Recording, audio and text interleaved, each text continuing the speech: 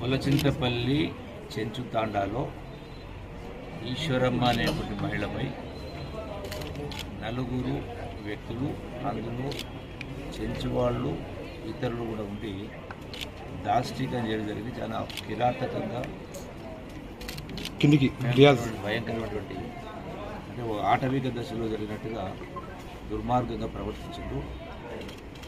ఆ రోజున నా దృష్టికి రాగానే మరుక్షణమే ఎస్పీ, డిఎస్పీ, సిఐ, ఎస్ఐ నలుగురితో మాట్లాడి ఎవరైతే ఈ దాడికి ఆ మహిళపై దాడికి పాల్గొన్న నలుగురిపైన కేసు చేసి జైలు పంపడం జరిగింది.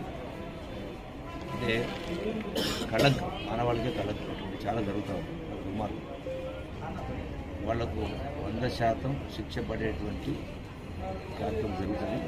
రెండవది ఆ యొక్క ఈశ్వరమ్మ కుటుంబానికి ఇంకొకరి దగ్గర పనిచేయాల్సిన పరిస్థితి రాకుండా ఆల్రెడీ వాళ్ళకు ఒక 2 ఎకరాల భూమి ఉంది. దానికి తోడుగా ఇంకొంత ప్రభుత్వం తరఫున ప్రభుత్వ భూమిని వాళ్ళకి ఇచ్చేటువంటి కార్యక్రమం చేసి ప్రభుత్వం తరఫున 2 లక్షల రూపాయలు ఆర్థిక సహకారం చెల్లించే కార్యక్రమం చేసి వాళ్ళ పిల్లలు 3 ఆడపిల్లలు, ఆ 3 పిల్లలకు కూడా వాళ్లకు చదువు విషయంలో ఈ యొక్క ప్రభుత్వ పరంగా రెసిడెన్షియల్ స్కూల్స్లో వాళ్ళకు చదువు చెప్పించే కార్యక్రమం చేసి వాళ్ళకు ఆర్థిక భారం పడకుండా అన్ని విధాల ప్రభుత్వం వాళ్ళను ఆదుకునే కార్యక్రమం చేస్తూ వాళ్ళ కాళ్ళపైన వాళ్ళు నిలబడే విధంగా